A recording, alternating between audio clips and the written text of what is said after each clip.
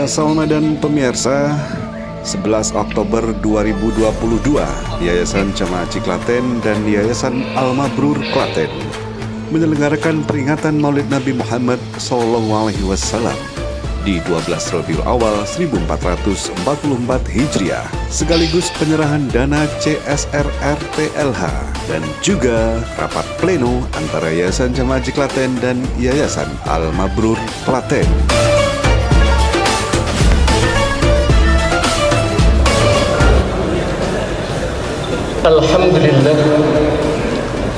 Alhamdulillahilladzi anzala ala abdihil kitaba wa lam yaj'al lahu 'iwaja. Asyhadu an la ilaha illallah wahdahu la syarika lah wa asyhadu anna Muhammadan 'abduhu wa rasuluh. Allahumma sholli ala Muhammad wa ala ali Muhammad. Mugi nugrahaning Gusti Allah tansah babar katenteman, karahayam, kawilujengan, kabakeswarasan, tumandung kajiwa dumateng panjenengan sedaya dalasan kula saking para dumadi. Assalamualaikum warahmatullahi wabarakatuh.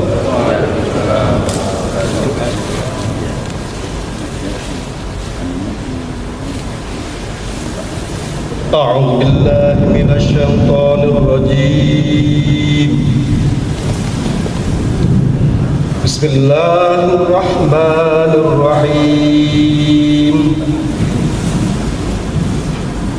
Wa ma arsalnaka illa rahmatan lil alamin.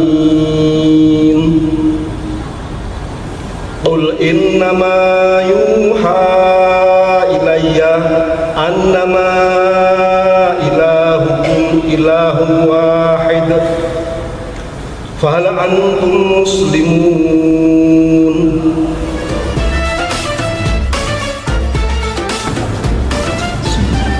Assalamualaikum warahmatullahi wabarakatuh. Salam. Jamaah yang dimuliakan Allah, pertama tentu kita bersyukur kepada Allah atas segala limpahan rahmat, kasih sayang dan kemurahan yang selalu ditebarkan kepada hamba-hambanya yang soleh, yang selalu berusaha mendekatkan diri kepada Allah dengan amaliyah-amaliyah yang utama. Dan insya Allah kita yang hadir pada siang hari ini termasuk dan digolongkan kepada hamba-hamba Allah yang selalu menjaga diri dari segala apa yang dilarang oleh Allah dan selalu menjauhi apa-apa yang menjadi larangan-larangan Rasulullah Sallallahu Alaihi Wasallam. Tentu sebelum kita menjadi hamba yang baik, kita selalu berusaha mendekatkan diri kepada Allah agar amaliyah-amaliyah kita selalu mendapatkan ridho. Dalam menyikapi peringatan Maulid kelahiran baginda Nabiullah Rasulullah Muhammad sallallahu alaihi wasallam, yang pertama dengan kelahiran beliau ini menjawab pertanyaan besar dari orang-orang Yahudi bahwa ternyata di tanah Mekah tidak hanya dari tanah Palestina Syam kelahirannya para nabi, dari keturunan Nabiullah Ibrahim alaihissalam.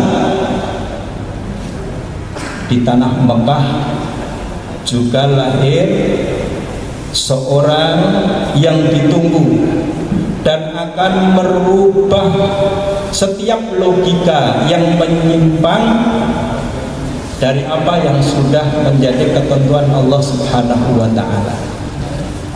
Apa yang dilakukan orang Yahudi terhadap datangnya agama,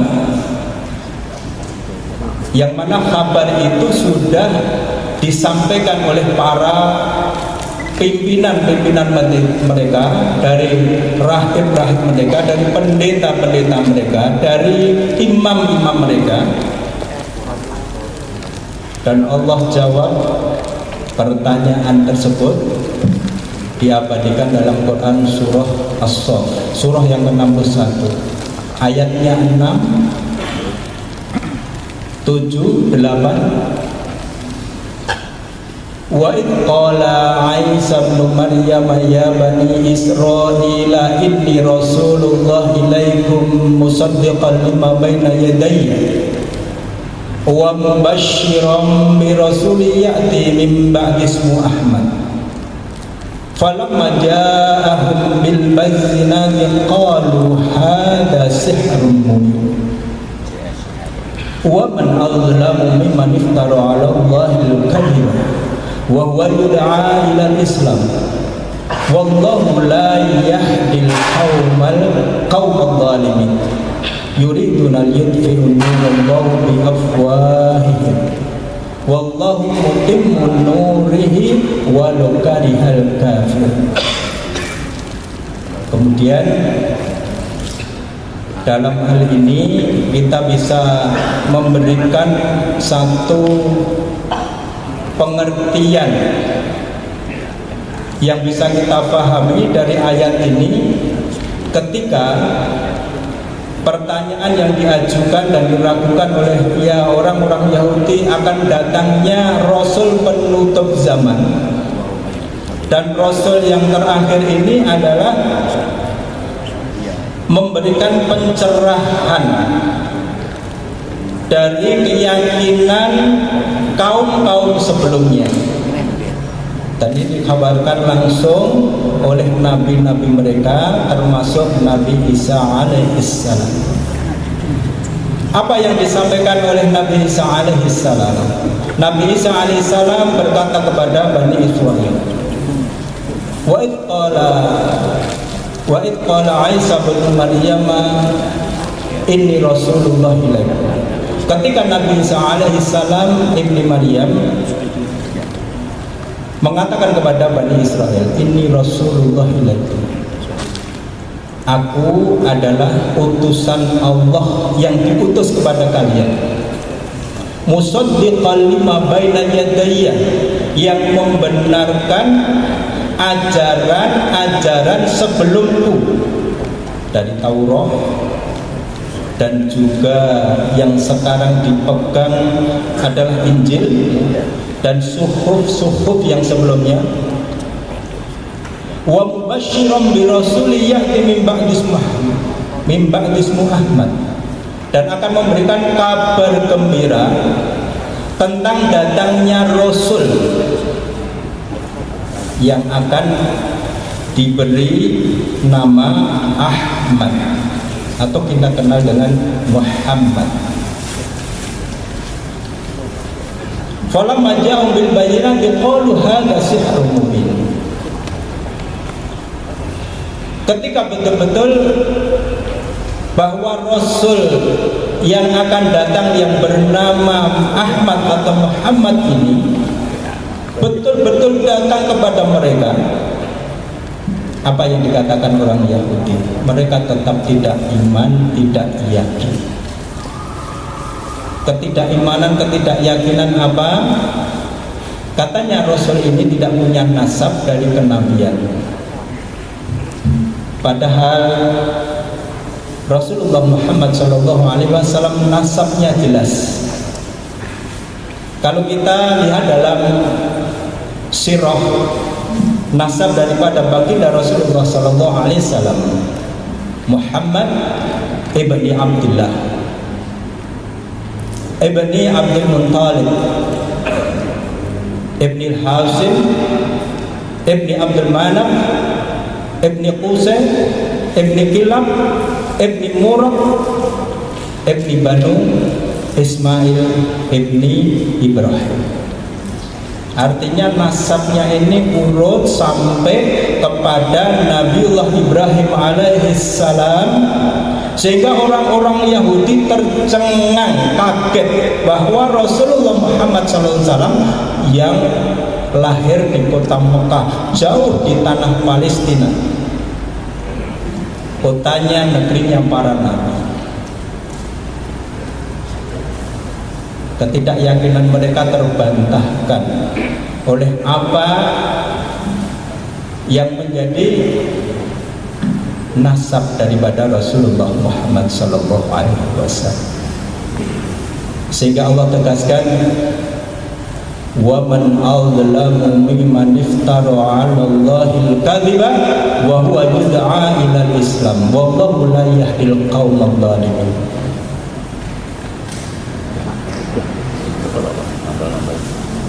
Lebih dolim dan lebih aniaya mana orang yang berpaling kepada Allah. Dusta-dusta mereka sangat nyata dan tidak terbukti dalam realita kehidupan, dan ini dibuktikan oleh baginda Rasulullah Muhammad SAW. Sehingga Allah tegaskan, Allah tidak akan memberikan hidayah orang-orang yang berbuat aniaya. Tujuan mereka apa? Yuriduna liyutfi'u nurallahi bi afwahihim wallahu mutimmu nurihi walau karihal kafir. Mereka itu ingin mematikan cahaya Allah, nur Allah, ajaran Allah, dan yang nanti akan diterangkan, diperinci dalam ajaran utusan dan nabinya, yaitu Nabiullah Rasulullah Muhammad SAW.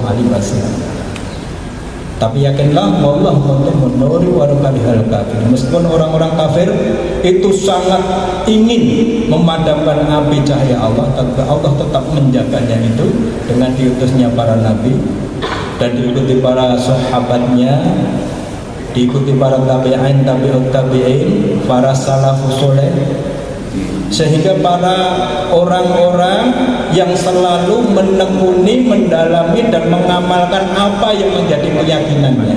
Sehingga ada satu kata-kata mutiara al-mahfudat yang ini juga bersumber dari ajaran an-nasu kulluhum halikun illal alimuna wal alimuna kulluhum halikun illal amilun wal amiluna kulluhum halikun illal muhlasun. Jadi manusia dengan segala keadaan, baik hartanya, kekuasaannya, pangkat derajatnya, yang mereka merasa kuat dan kuasa, namun ketika sampai pada nilai kemanusiaan mereka, hakikatnya tidak punya arti dan makna apapun, kecuali mereka itu memiliki ilmu. Dan orang yang memiliki ilmu dan mengejar ilmu hanya untuk dasar supaya dia mengerti, mengetahui dan berpengetahuan yang banyak sehingga dia memiliki titel secara duniawi, ini tidaklah berarti juga akan sirna kecuali ilmu yang didapat itu diamalkan.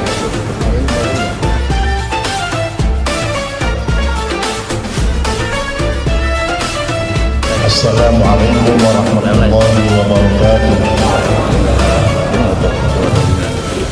Hadirin hadirat para undangan yang saya muliakan, alhamdulillah, puji syukur kita panjatkan kehadirat Allah atas segala nikmatnya, sehingga pada siang hari ini alhamdulillah kita diberi anugerah oleh Allah berupa kesehatan, kesempatan, sehingga kita bisa menghadiri acara pada siang hari ini, di mana pada acara hari ini ada 3 acara. Pertama, memperingati Maulidur Rasul, yang kedua pentasyarufan dana CSR, dan yang ketiga nanti ada rapat pleno pengurus, pengawas, pembina Yayasan Jamaah Haji dan Yayasan Al-Mabrur.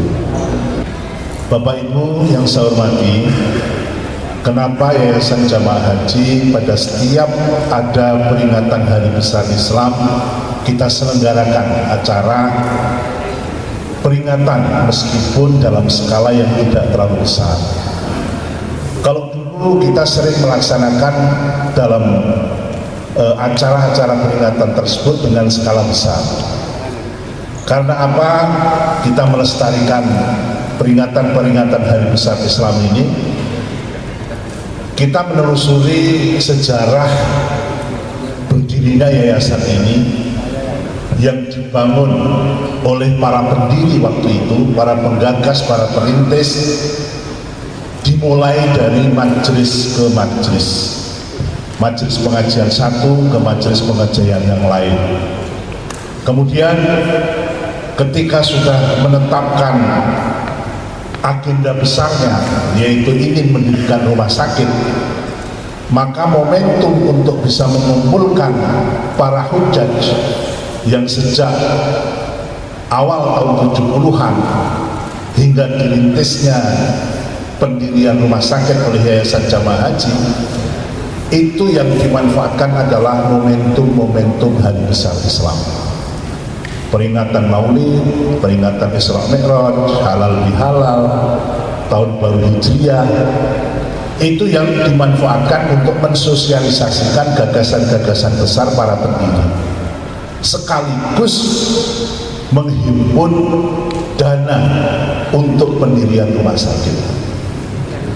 Maka kita selaku penerus daripada para penggagas perintis Yayasan Jamaah Haji, sehingga lahirnya banyak amal usaha, maka kita merasa punya tanggung jawab moral untuk melestarikan agenda-agenda yang baik tersebut.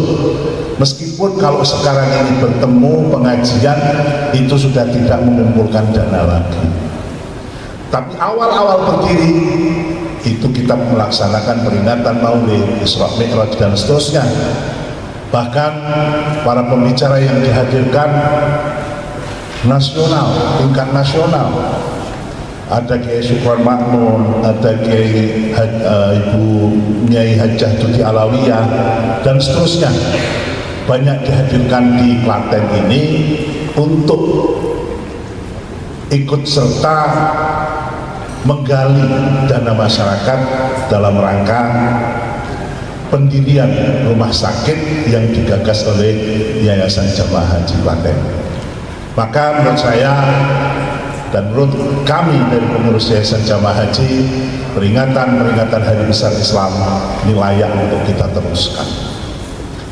Kemudian Bapak Ibu yang saya hormati, acara yang kedua adalah pentasyarufan dana CSR, Corporate Social Responsibility. Di dalam undang-undang perseroan, setiap usaha yang ada itu punya kewajiban untuk menyalurkan dana CSR-nya kepada masyarakat. Maka Yayasan Jamaah Haji sudah beberapa tahun terakhir ini menyalurkan dana CSR yang diambilkan dari sisa hasil usaha. Kita pernah bekerja sama dengan Komandan Kodim Klaten untuk pembuatan jamban-jamban masyarakat, 100-an jamban kalau nggak salah yang sudah didirikan bersama-sama dengan Kodim Klaten. Kemudian juga kita sudah melaksanakan CSR ini untuk membantu kaum duafa dalam rangka membayar iuran BPJS-nya. Ini sudah kita lakukan sejak 6 tahun yang lalu. Kemudian juga iuran BPJS untuk para dai Kalau dengan masyarakat, awal-awal kita itu membiayai kurang lebih sekitar 500-an kaum duafa, tapi terakhir ini catatan kami ada kurang lebih sekitar 400 kaum duafa yang kita pihaki untuk iuran BPJS-nya. Kemudian juga kita melaksanakan RTLH, rehab rumah.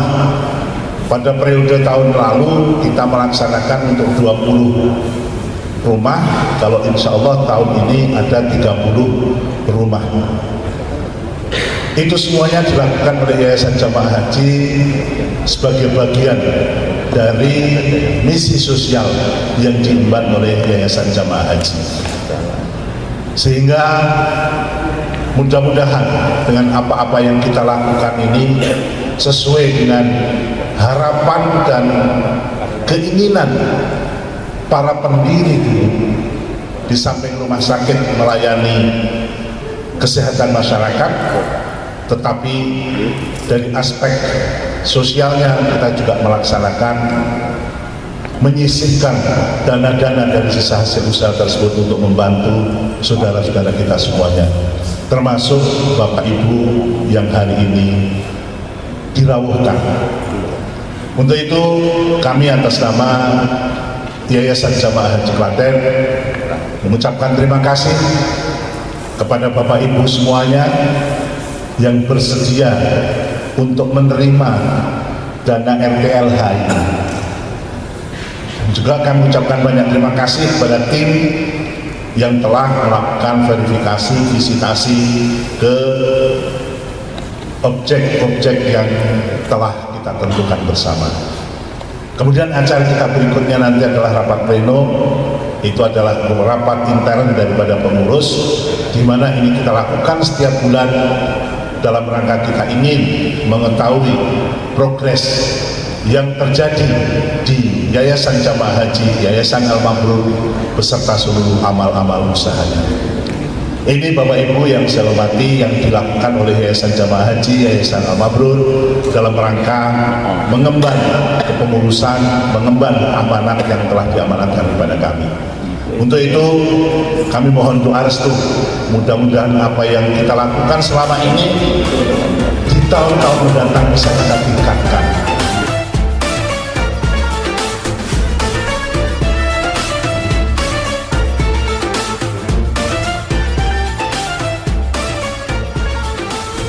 Assalamualaikum warahmatullahi wabarakatuh. Alhamdulillah pada siang hari ini kita bisa silaturahmi di gedung Al-Mabrur ini. Mungkin bapak-bapak terutama tamu undangan bertanya, loh, rumah sakit Islam ini ada beberapa yayasannya. Yayasannya itu dua. Yang satu Yayasan Jamaah Haji, yang kedua adalah Yayasan Al-Mabrur. Kalau pembagian tugasnya, pengaplingannya, Yayasan Jamaah Haji itu menangani rumah sakit, karena rumah sakit itu harus ditangani oleh satu yayasan yang konsentrasinya hanya pengurus rumah sakit. Padahal amal usahanya Yayasan Jamaah Haji itu tidak hanya rumah sakit. Maka terus kita dirikan yayasan lain, namanya adalah Yayasan Al-Mabrur. Tapi sebetulnya keduanya itu adalah sama, hanya pembagian tugas saja.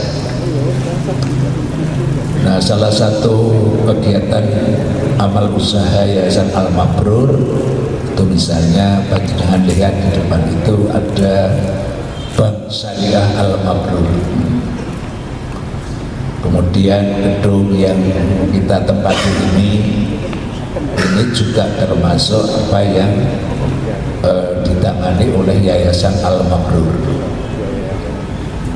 Di atas sebelah depan itu juga ada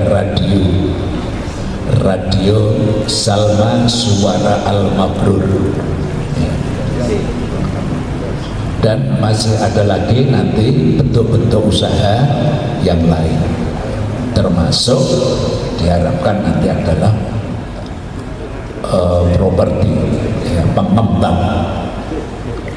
Bapak-bapak, ibu-ibu yang saya hormati, alhamdulillah baik Yayasan Jamaah Haji maupun Yayasan Al-Mabrur ini berusaha untuk memasyarakatkan syariah dan mensyariahkan masyarakat. Kata-kata ini ya dua jadi satu, satu jadi dua, tapi usaha untuk menempuh ke sana ini diperlukan kerja keras. Maka kami mohon ya minta tolong ya, apa yang ada di Yayasan Jamaah Haji, apa yang ada di Yayasan Al-Mabrur, baik itu rumah sakitnya, perbankannya, termasuk gedungnya nanti kita usahakan juga yang syariah. Jadi kalau orang mau nyewa gedung tapi kok basahan, wah ini menurut saya sudah nggak syariah lagi. Ya insya Allah dengan ketiganya ini, Yayasan Al-Mabrur, Yayasan Jamaah Haji ini kalau mendapatkan laba, kita juga bagi-bagi. Kita keluarkan zakat kita keluarkan CSR kita, sehingga pada saat ini ada 30 Mas Anas ya, 30 FTLH yang bisa kita bantu. Tolong doakan, doa panjenengan ini Masya Allah kita butuhkan. Untuk apa? Agar Yayasan Al-Mabrur, Yayasan Jamaah Haji itu senantiasa bermanfaat bagi masyarakat luas.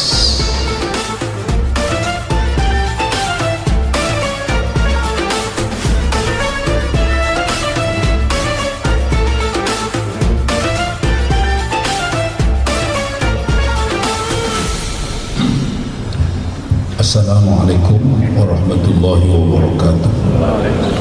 Alhamdulillahilladzi qala fi kitabil karim a'udzu billahi minasyaitonir rajim. Wabtaghi fima ataakallahu darul akhirah wa la tansa nasibaka minad dunya wa ahsin kama ahsanallahu ilaik wa la tabghil fasada fil ardh innallaha la yuhibbul mufsidin. Allahumma shalli wa sallim wa barik ala sayyidina Muhammad wa ala alihi wa sahbihi ajma'in. Amma ba'du, kepada jajaran pembina, pengurus dan pengawas Yayasan Al-Mabrur maupun Yayasan Jamaah Haji dan bapak-bapak, ibu-ibu yang akan diterimakan kepada mereka, yaitu CSR dari Yayasan Jamaah Haji, dan semua yang hadir saya hormati, saya muliakan. Kami mewakili Yayasan, mewakili pembina Yayasan Jamaah Haji yang pertama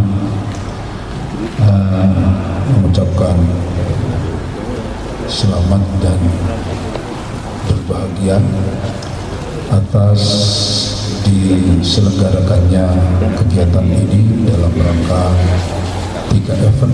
Yang pertama memperingati Maulid Nabi, yang kedua membagikan dana CSR, dan yang ketiga adalah dapat break. Semoga semuanya mendapat ridho dari Allah Subhanahu wa Ta'ala. Amin. Saya hanya ingin menggarisbawahi dan merespon apa yang tadi disampaikan oleh Bapak Anas maupun oleh Bapak Haji Sugianto dan juga Bapak Muhammad Ansori sebagai wujud rasa sama pendapat kami dengan beliau-beliau. Yang pertama, di dalam hal akidah kita ini harus sama di dalam hal sesama muslim. Tetapi kalau dengan non-Islam, at-tafahum. At-tafahum fil akidah wal ibadah fima baina ghairi muslim. Jadi dengan orang non-Islam kita memahami dan kita tidak punya hak memaksa. La ikraha fiddin qad tabayyana ar-rusydu minal ghayy. Karena sudah jelas mana yang benar, mana yang salah, dengan disertai akal sehat, hati nurani yang benar, tentu mereka sudah bisa memilih. Kalaupun tidak, fa innama 'alaikal balagh, tugasmu hai Muhammad hanya menyampaikan. Sehingga dengan pemahaman seperti ini tidak akan ada pemaksaan dan insya Allah akan terjadi kedamaian. Tetapi kalau sudah ada unsur pemaksaan dan itu percuma, keyakinan itu dipaksakan percuma. Sebagaimana kita dipaksa menjadi orang kafir, selama hati kita ini iman, tetap saja diakui sebagai orang mukmin walaupun lisannya mengatakan kafir. Karena memang itu tidak bisa dijadikan pedoman apapun kalau itu tidak ada kesadaran. Alladzi khalaqal mauta wal hayata liyabluwakum ayyukum ahsanu amala. Allah menciptakan hidup dan mati untuk menguji siapa yang terbaik. Bagaimana bisa teruji baik dan tidak apabila itu ada paksaan?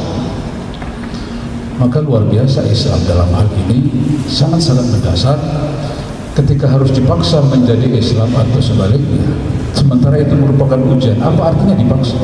Sebagaimana kita ketika mengikuti ujian di sekolah, itu tidak bisa dikatakan hasil yang baik kalau sudah ada paksaan. Kamu harus jawab begini, kamu tidak begini.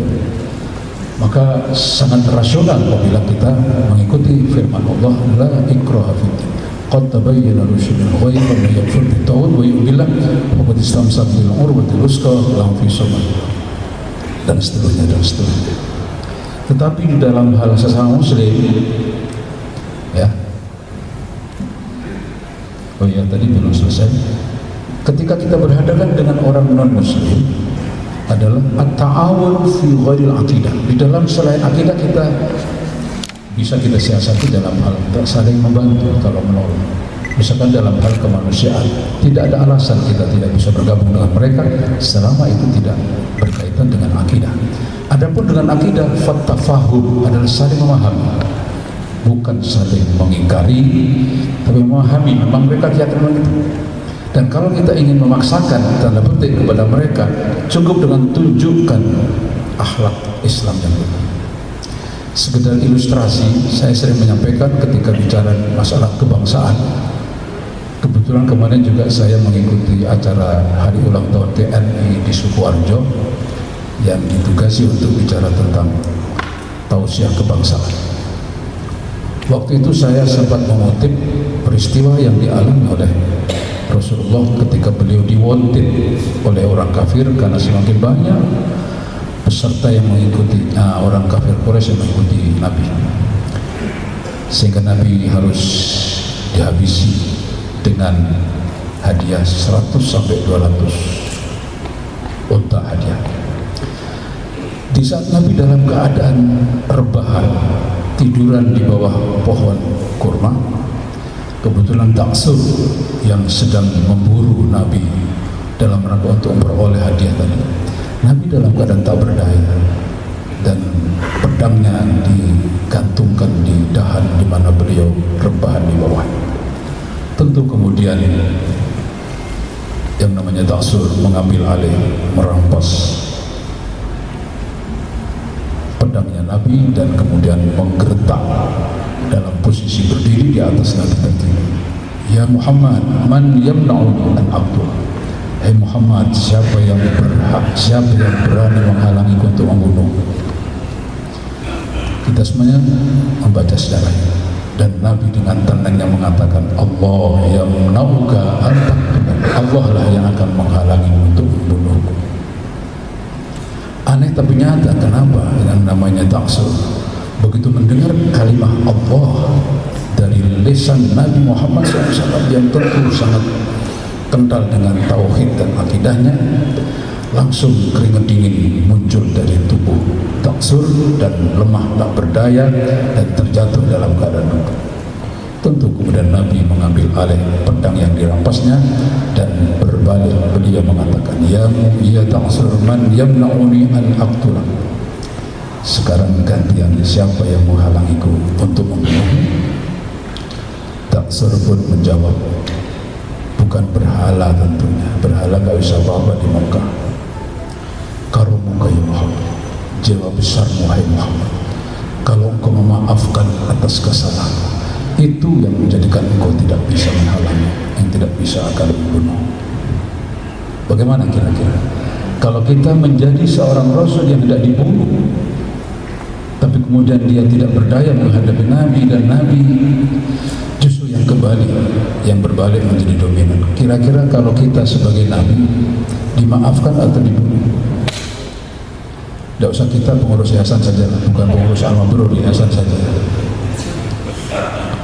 Apa kata Nabi? Istilah orang Jawa, menang rakondang, kalah ngisi-ngisi. Masa membunuh orang yang sudah tak berdaya? Nabi akhirnya memaafkan.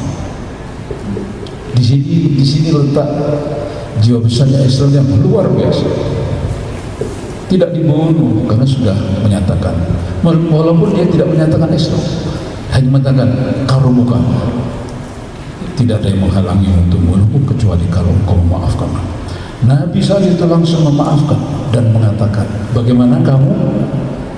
Aslamta, bahasa Al-Quran, aslamta, apakah kamu mau masuk Islam? Tidak aslim, masuk Islam kamu tidak, tapi maukah kamu masuk Islam? Ini berarti tidak dipaksa, karena percuma dipaksa. Apa kata dia? Maaf Muhammad, aku tidak bersedia masuk Islam. Oh ya, ya sudah. Ini wa ma anta alaihi min musayyirin, engkau tidak punya hak untuk memaksa. Innama alaikal balagh, engkau hanya berhak, berkewajiban menyampaikan. Soal mereka tidak mau, urusan mereka. Fa in aslamu faqad ihtadaw, kalau mereka sudah Islam, ya mereka berarti sudah mendapat petunjuk. Kalau tidak, wa innama alaikal balagh. Bagaimana kamu pulang atau ikut saya? Bagaimana kalau saya pulang? Ya boleh, silakan. Dilepas tanpa serta-serta. Kalau kita orang kita dikuatak saja, tidak dilepas begitu saja. Karenanya dalam Islam tidak ada dendam, tidak ada marah berkepanjang. Justru ahli surga besok itu yang ada adalah semuanya damai. Karenanya mari kita ciptakan suasana di surga sejak saat ini, khususnya di Yayasan Jamaah Tidak Al-Mabrur. Allahumma. Ketika pulang ditanya oleh mereka, mana Muhammad? Mereka sudah kadung gaya kandang, orang atau suntuk cekel. Memangnya kamu datang dari mana? Nabi Muhammad berkata, Taksir mengatakan, jitu min akramin nas, aku baru saja datang dari orang yang sangat-sangat pemurah, sangat-sangat pemaaf. Barangkali nyambung dengan yang disampaikan oleh Mas Sugianto. Intisari kita menerima Maulid adalah mengikuti jejak beliau, sifat beliau, sirah beliau adalah pemaaf, bukan pendendam. Dan ini tidak mudah. Sekali lagi tidak mudah, tapi harus. Sekali lagi tidak mudah, tapi harus dilakukan kalau kita ingin menjadi umat Nabi Muhammad SAW. Sedangkan di dalam sesama Muslim, at-ta'awun fima yuttafaqu alaih. Kalau kita sama Muslim, kita harus saling kerjasama di dalam hal yang kita sepakat. Wattasamu fihim fima yukhtalafu fi. Sedangkan kita yang berbeda, yang namanya manusia bisa saja pemahamannya beda, akidahnya beda, itu biasa, sah-sah saja selama dalam bertauhid sama. Iyuha annahu la ilaha illa Allah. Ya, intinya adalah tauhidnya sama, tetapi dalam hal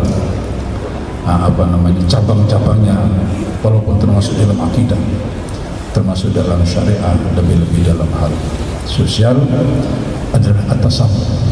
Atasamu artinya apa? Menghargai, tidak harus sama. Maka menjadi sangat ironi kalau ada kelompok-kelompok mengatakan yang di luar pemahamannya adalah kafir. Itu sangat-sangat jauh dari ajaran Islam. Dengan terkenalnya takfir, tabdi'i,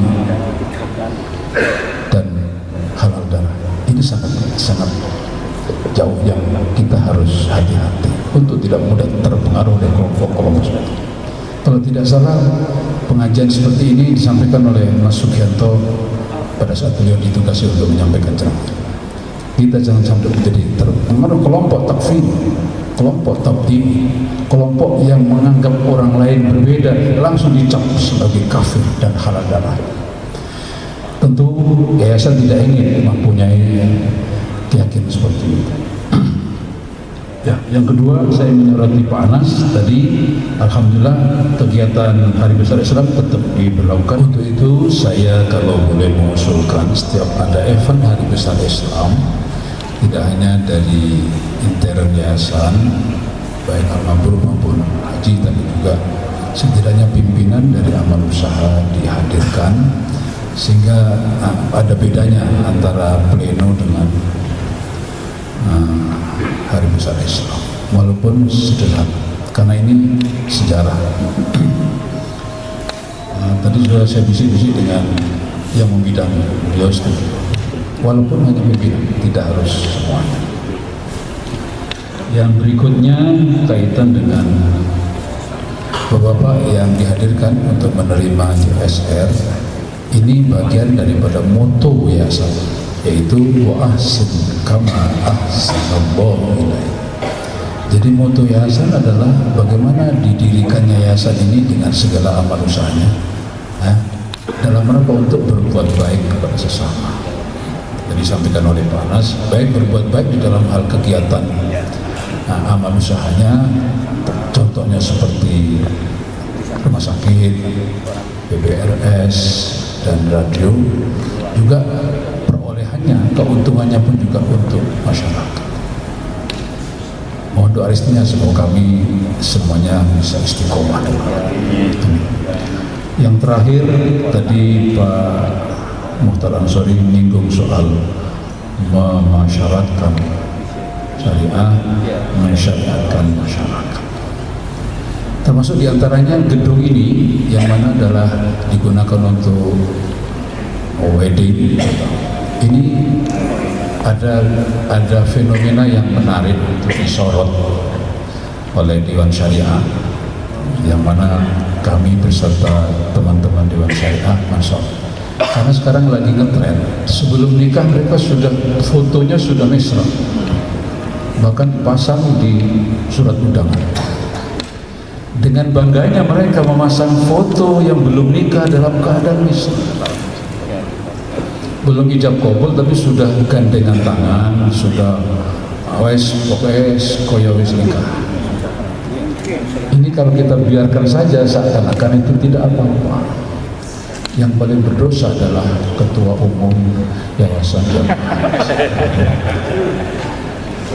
Al-Mabrur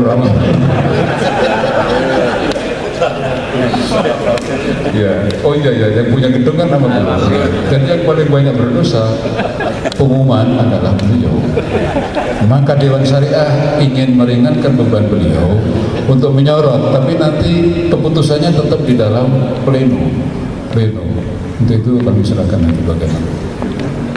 Termasuk kegiatan yang kira-kira nampaknya juga sepele, tulang-tulangan, foto mesra. Kemudian fotonya itu saya pernah melihat saudara saya foto dalam keadaan sudah hijab, fotonya itu di panggung, kemudian pokoknya bisa, dan foto itu dipajang di ruang tamu. Itu tidak boleh. Halo, alasannya apa? Hadisnya apa? Ada. Kata Nabi, barang siapa yang berhubungan suami istri kemudian siangnya bercerita keadaan itu kepada, itu dilaknat. Meskipun tidak cerita tapi difoto, kan kode ceritanya tuh. Setiap ada orang masuk kode kuwi lho ngerti aku mau pergi ngono dan sebagainya. Ini kelihatannya tidak mengapa, tapi dari sisi syariat tidak bisa. Ini yang dimaksud oleh Pak Muhtar, mensyariatkan syariah, masyarakat memasyarakat syariat. Karenanya mohon doa restu kepada semua yang hadir, semoga Dewan Syariah punya semangat yang tinggi dan istiqomah dalam segala kegiatan dan segala perubahan.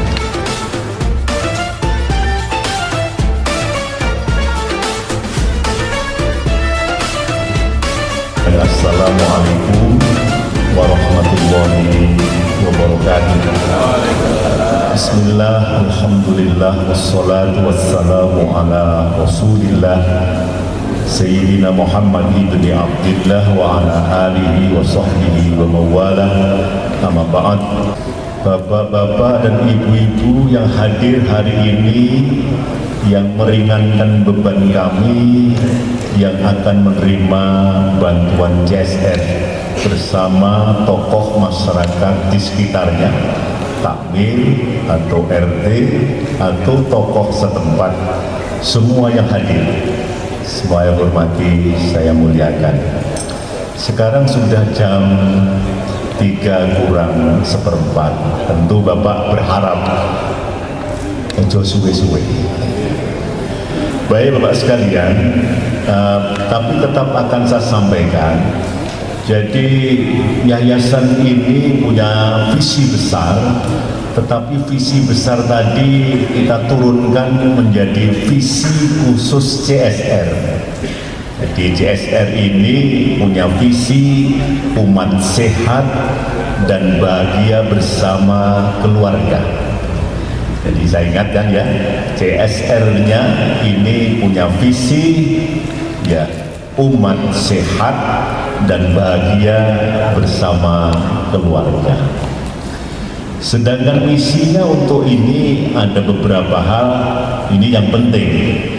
Membantu pemerintah dalam mengurangi kemiskinan, karena Klaten ini masih dicatat se-Solo Raya ini kemiskinannya sangat tinggi, itu di Klaten bukan di Wonogiri. Saya sempat bertanya kepada beberapa pihak, ini betul nggak dana ini? Saya khawatir bukan tinggi kemiskinannya, tapi semangat miskinnya tinggi hari ini, bahaya.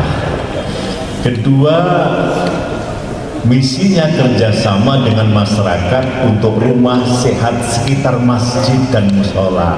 Maka Bapak Kiai, Pak Ustadz di belakang, Pak RT, Pak RW yang kami hadirkan, ini bentuk kerjasama kami dengan penjenengan semuanya. Terus selanjutnya ingin menggerakkan masyarakat peduli kepada warga miskin dan upaya menanggulangi pengangguran. Karena faktanya pemerintah juga masih ada tugas besar belum bisa menyelesaikan itu. Basnas saya dengar sudah mengeluarkan untuk tahun ini untuk RTLH 100 unit rumah. Nah, yayasan ini baru 50 rumah untuk 2 tahun. Tahun lalu 20 rumah, sekarang 30 rumah. Harapannya ke depan bisa ditingkatkan lagi. Dan visi misinya lagi itu merenovasi RTLH menjadi rumah sehat dan nyaman. Tentu pengertian sehat dan nyaman ini adalah sangat sederhana. Dan yang terakhir, mengurangi ketimpangan sosial di lingkungan masjid dan musola bersama toga masyarakat. Kami tidak ingin masjidnya bagus, tapi jamaah masjid sekitar itu tuh ada rumahnya yang sangat tidak layak. Menurut kami itu juga perlu kita perhatikan. Lah, Pak Anas, Bapak sekalian, yang kita hadirkan ini sudah kita melalui tahapan berlapis-lapis. Pertama, mereka mengajukan usulan melalui ormas keagamaannya, baik NU maupun Muhammadiyah, baik Lazisnu maupun Lazismu. Mereka mengusulkan itu. Proposal tentang kondisi real rumahnya masing-masing yang seperti itu baru kita verifikasi lagi tahap kedua, dan ketiga itu divisitasi. Bapak-bapak dan ibu yang akan menerima ini kemarin menerima kehadiran kami berenam ya. Jadi yang 4 itu adalah tim, terus yang kelima itu adalah staf sekretariat, dan 1 adalah sopir kita. Sudah semua. Tahun ini itu sebarannya tidak 10 kecamatan Pak Anas. Tahun lalu itu 20 rumah, sebarannya 10 kecamatan. Tapi tahun ini 30 rumah, sebarannya 18 kecamatan. Jadi alhamdulillah ini agak meluas. Hanya diingat Bapak Ibu, nanti kok nggak sama ya dengan RTLH bantuan Basnas pemerintah. Kalau di sana kan 12 juta begitu, di sini 10 juta. Kami juga ditanya seperti itu oleh Bunda Bupati dan saya jawab, program ini sudah diketuk sebelum keputusan pemerintah tentang 12 juta itu hadir. Jadi kami tetap 10 juta dan tahun ke depan tentu akan menyesuaikan apa yang dilakukan oleh pemerintah. Dan tidak ada potongan sepeser pun, ini prinsip, tidak ada potongan itu. Pak sekalian yang saya hormati, hari ini akan disampaikan bantuan itu tidak bertahap.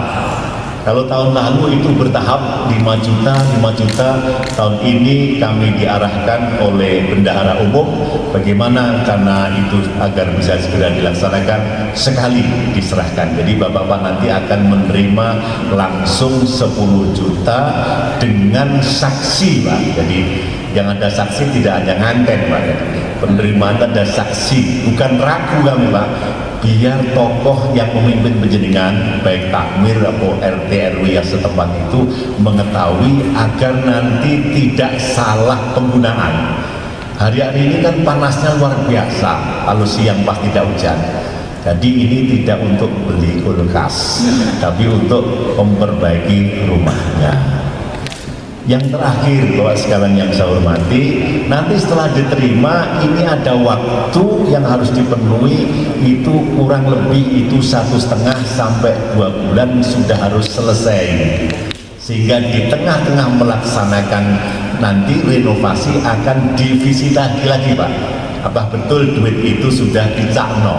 Nah, kalau sudah rampung nanti Bapak-Bapak masih ada kewajiban memberikan laporan dilengkapi dengan bukti-bukti kwitansi uang itu digunakan membeli apa untuk apa, lengkap, komplit, lantas diserahkan kepada kita melalui lazismu dan lazisnu. Itu sebagai bentuk awalnya seperti itu. Ini Pak sekalian yang saya sampaikan kepada Bapak pengurus dan pembina maupun pengawas, utamanya Bapak sekalian. Kemarin sudah kami verifikasi bahwa yang menerima ini tidak sedang menerima bantuan lain dari pemerintah. Itu sudah kami pastikan. Jadi kalau ada yang menerima bantuan pemerintah diproses dan sebagainya, tidak boleh.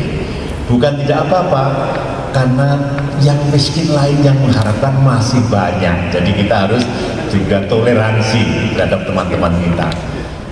Ada yang bertanya gini, Gur 10 juta kok laporannya ngeritik gitu. Nah, mohon maaf Pak, ini bukan soal sedikit banyaknya, tapi ini harus dipertanggungjawabkan kepada yang memberi tugas kepada kami. Kami ini ditugasi oleh Ketua Umum Yayasan untuk melaksanakan tugas ini, maka ini harus kami laksanakan dengan cara setertib mungkin agar semuanya enak. Bapak enak, kami enak, dan kalau semuanya enak nanti betul-betul misi tadi bisa dirasakan, yakni umat sehat dan bahagia bersama keluarga dengan rumah baru yang sederhana itu.